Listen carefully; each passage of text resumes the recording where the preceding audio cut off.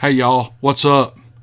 I'm always so excited when I hit this record button. I'm a little nervous because I'm afraid I'll screw it up, but there's this element of excitement to get the... I'm just like a little kid when I open up these stories. They're just so good. I feel like a kid back in a teenager reading a Tom Swift novel or something. But I want to read you a postscript to an encounter that will be at the end of this video. It'll be the last story in this set. And this man added a postscript. It's stuff that he neglected to leave out of his first email. It's going to set the stage for this whole set of stories. He writes, I guess I forgot a few details. This encounter happened in December of 1976 in south central Louisiana, right in the middle of the great Louisiana prairie country. Cajun country, you would think you would never have such a creature, but they are here. I would estimate the animal was at least 10 to 12 feet tall and weighed between 1,200 and 1,500 pounds. It made very deep impressions in the soft soil of the road, and the tracks were almost twice the size of my boot, and I wear a 12.5 shoe. When I say this monster was huge, I'm talking huge. The arms and legs on him were massive, and he wore blackish hair that was almost blue in the sunlight. His face was wrinkled and his skin was the color of ashes. I would like to stay anonymous if you don't mind. Yes, sir. We will keep you anonymous. And if you want to hear how this story goes, yep, you're going to have to listen to the whole video. All right, here we go. When your love gets strong, when your love it will break the fear. When your love gets wide, it will bring you near. And when your soul gets humble, pride loses me. All right, the first story we have starts out in California. The man tells a story about his mother's encounter, and then he moves on and tells us about an encounter he has in North Carolina. And he writes, when I was a boy, my mother shared a story to my brothers and I about an encounter she had when she was a 10-year-old little girl while growing up on a farm in rural Southern California. The story began about an hour after sunset one summer evening in 1937. The stars were bright and the moon was in full attire. The evening silence broken by a sudden commotion outside by barking dogs and the sound of disturbed horses. In fact, the horses busted out of their pen, and when my mother's family rushed outside to investigate, they found horses huddled around the front porch. The dogs, who were thought to be brave, were found just outside the porch light barking wildly towards the hill about 100 yards from the house. They thought it was strange that the dog stayed in the yard instead of chasing down the intruder. A moment later, they all spotted a dark figure walking towards the hill while it crossed a small creek and passed their small pump house.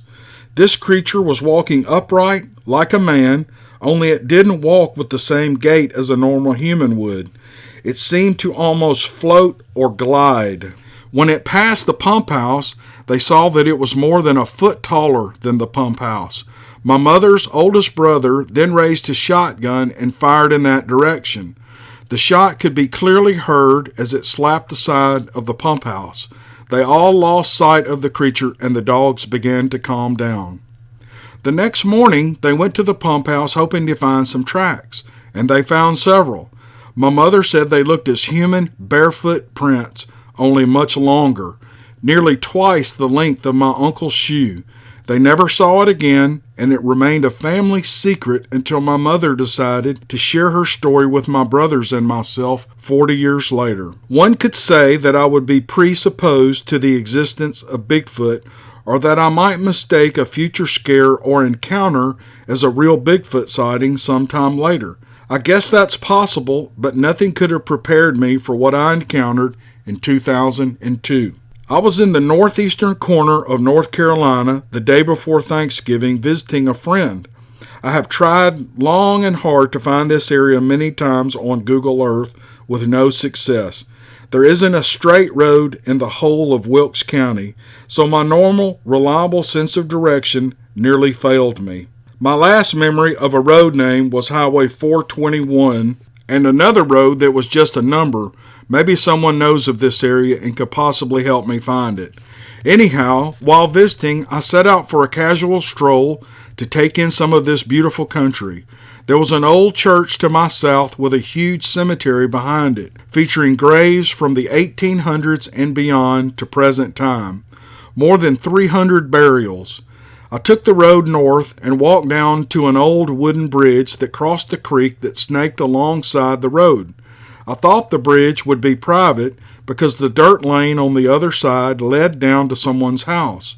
But then I noticed a fire road to the left that was corkscrewed up the side of the densely wooded hillside. That was my route. It was steep, but the air was cool and it felt good to get some exercise. I was about halfway up and I noticed an old car salvage yard in the open meadow below me, right across the road from the old church. Hell of a place for a salvage yard, I thought. About 30 paces later, I got a crawl that let me know that I was being watched.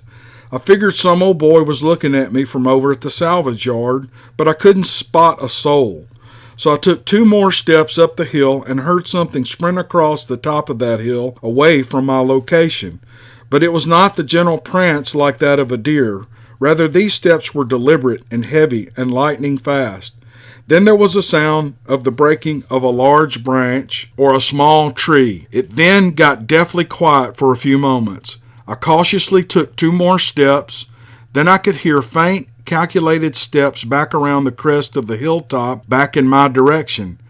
That distinguishing crawl returned with a vengeance. I froze in my tracks. I had to sidearm. I could hear my heartbeat in the silence. I scanned the topography of the hilltop, staring from where I heard the tree break, from left to my right, high and low, searching for the slightest of movement. I was a sitting duck. I just had my back to whatever had the drop on me. Then I saw it. Just the upper half of a head, the same color as the 2 pines it was hiding behind. The rest of the body was concealed by the large underbrush in front of it. It was as still as those 2 pine trees. The top of the head was rounded, the eyes were black as coal, and the size of a 50-cent piece, and about 5 inches apart. I don't know how long I stared at this thing, but I do remember thinking, what the hell am I looking at? And then it hit me. That has got to be a Bigfoot. Well, that's enough for me, I thought, and back down the hill I went. I heard a minor disturbance in the leaves, and it was all over. I have no doubt in my mind that if that dude wanted me, he certainly could have had me. Fortunately for me, he or she was just curious. I hope so. It lets me sleep at night. The strangest thing about this encounter is that I had no recollection of this event until several years later, shook loose by reading of someone else's encounter. I feel incredible by this fact and can only resolve it as a repressed memory brought on by a traumatic event. I have read hundreds of encounters and listened to lots of testimonies as well since then, and have been able to make sense of a strange knocking sounds I used to hear as a boy while camping in the Sierra Nevada mountain range in Northern California, as well as oftentimes getting spooked at night. But I always passed it off as adolescent silliness. Perhaps I was wrong. Thank you for letting me share my story to all of those in the growing community of the nutty people just like me. We do have a fun little weird group here that listens to these stories, don't we? Oh, the weird and the wonderful. I just love you guys. Thank you very much, sir, for sending that story in. He wants to remain anonymous, and we keep our word here. That's what I'm going to do. So much experience with Bigfoot through the years. Thank you so much for taking time to write it down and writing it well. I really appreciate that. That saves me time and usually makes me want to read the story because they're really good. So thank you very much. Okay, this is a really short encounter that someone emailed to me, and they did not intend for me to put it in a video. However, I emailed her back and asked her, did she mind if I went ahead and shared this email? I'm going to keep her name anonymous because we didn't talk about that. But if she listens, she'll know who she is. And it's an encounter a woman has in Europe. And I think these are important because I get a few emails and comments from people from the UK and the European countries who, they're really jealous of our wilderness here in North America. But their continent has been inhabited for so long, and the woods are, people just use wood as a renewable resource, and people have used it up. But there are some really cool, I've seen pictures and photographs and videos of really awesome, spooky looking forests in Ireland, and I think a few in the UK, and then all over the main European continent. There are still wild places. The Black Forest, I think we did a story on the Black Forest a few videos back. So these people are having encounters in Europe, and I wanted to share her email. She writes, I would just like to thank you for all your hard work and effort with putting out all these stories that people send to you. Honestly, I can only try to express what it means to me. A UK believer for over 40 years. Your channel is a breath of fresh air and gives me such an outlet to know that what I have believed to be true is true. Thank you for saying that. I don't know what to say. Thank you. And I have had the privilege of seeing very briefly myself only a few years ago whilst on a Rhine cruise with my sister who lives in Basel, Switzerland. I'm sure I mangled the name of that town. I was out smoking on the deck of our cruise boat and saw standing in the woods a Bigfoot, just standing, not moving, and I didn't take my eyes off of it. I was too afraid I would lose it amongst the forest of the trees where it stood as we drifted by. That was only 3 years ago. I wish I could tell you where exactly we were, but I'm afraid I can't recall it. But I know 100% what I saw, and it was 100% real. And then she goes on to ask for any links and stuff that I might have in Europe. And I don't have that much, but I thought I would just share that email. Try not to take up too much time because she was so nice to write in and say that. So thank you for the email. Okay, here's the last story in the set. This one's going to last a few minutes, and it is awesome. The man wrote it really well. I didn't know Cajuns could write that well. I just didn't know Cajuns could write at all, but they can. I'm just kidding with you guys. Love my Louisiana friends. Love them corn dogs. Anyway, this is a exciting story. It takes place in Louisiana, and the writer says, I've been thinking about writing this story for a long time now, since all of the renewed interest in Bigfoot and other cryptids have gained a lot of popularity over the last few years. A few months after spending 3 years of active sea duty on a guided missile destroyer and being discharged honorably, I felt it was time to get back to what I had always done before. I love hunting, fishing.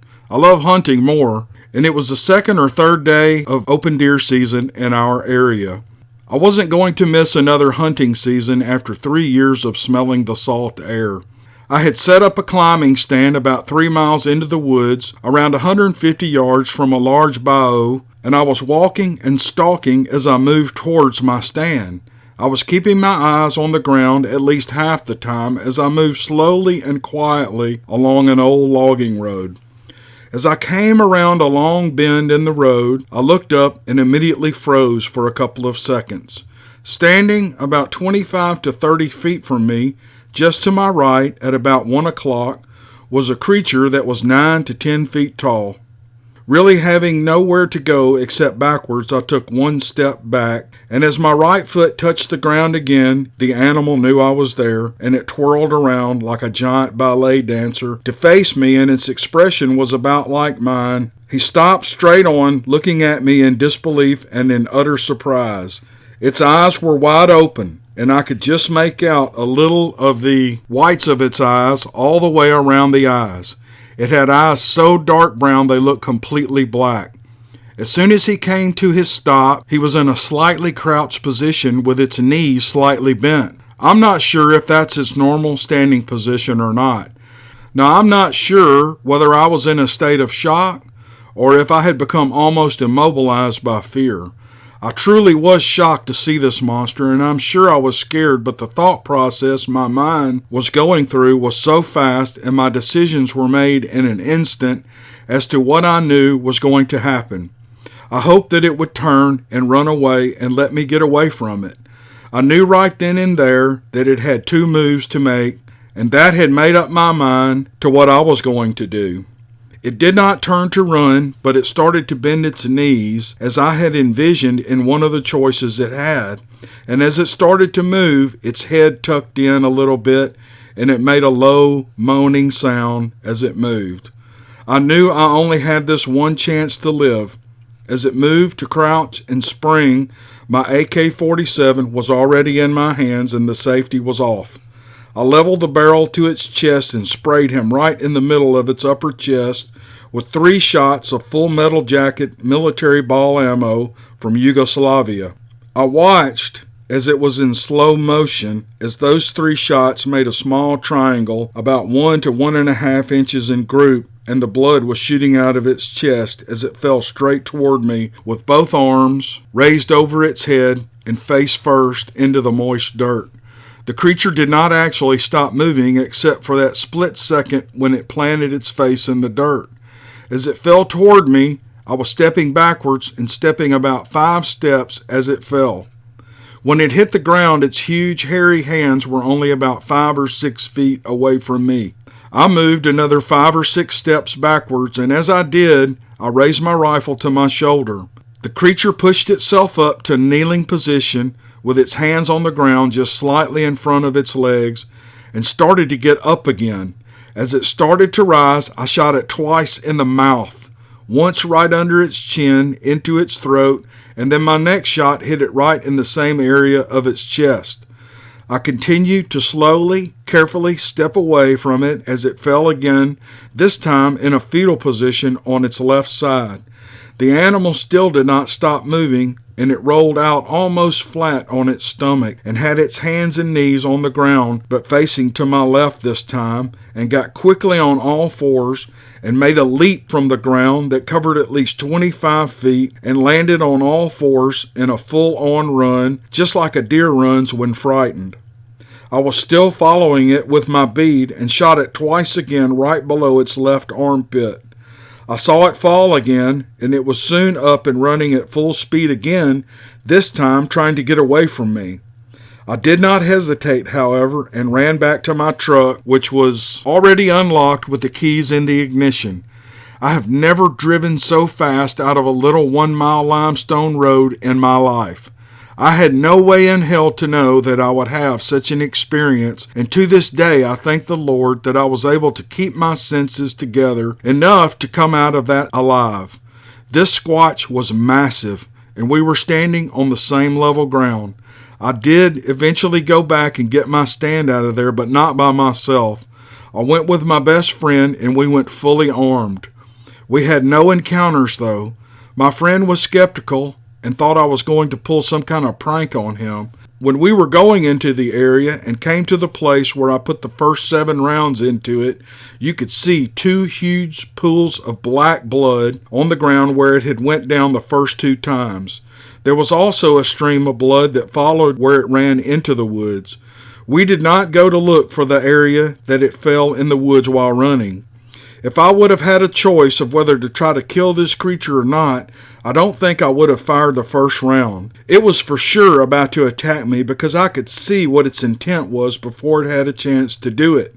I don't think that creature thought it had any other choice because he definitely knew what I had in my hands. I knew it, and he knew it too. He didn't have an out, and neither did I. It was just the situation that we found ourselves in at the moment. I've been wanting to tell this story for a long time. It was not my first run-in with this kind of thing, but I hope it's my last. Every time my son or anyone is going into the woods, I get a bit nervous and stay that way until I know they are back home safe and in one piece. There are places in this country that are still wild and things in the woods that are very dangerous. Most people put them out of their minds and go on about their business, but there are times when people have real dangerous choices to make. I just hope they make the right decisions and trust their instincts. If you don't doubt your own instincts and trust what your own consciousness is trying to tell you, I think you cannot go wrong. I hope you found the story interesting and you have my permission to read it aloud. it might help someone else's life. Man, I was speechless after I read this the first time. But the guy wrote it so well, it's like I could just see it all happening. He obviously has some military training. My son was in the Marine Corps. I know those guys do, every single one of them. So I assume the Navy guys have a little bit. He knew exactly what he was doing, and I think he made all the right calls because this thing was fixing to come at him. So we have a lot of stories where Bigfoot helps people. I've put them on this channel. And we have a few stories where Bigfoot's not really that nice. And this thing was huge. I mean, huge. And you've got a rifle in your hand, and this thing, in your mind, has full intent of coming straight at you, and you know how fast they can move. You're going to start popping rounds off into him. I just think it's the way to go. I wish they could have recovered the body if it ever died. I don't know how anything can survive 7 5.56 rounds in the chest and in the face. Good grief. And under his arm. Anyway, that's a great story. Very well written. And the man wants to stay anonymous, but I'll tell you, he's from Louisiana. Full-blown Cajun. Those guys tell good stories. I really appreciate it. All right, that's going to do it for this video. I really hope you enjoyed it. And we'll see you guys next time. Thanks.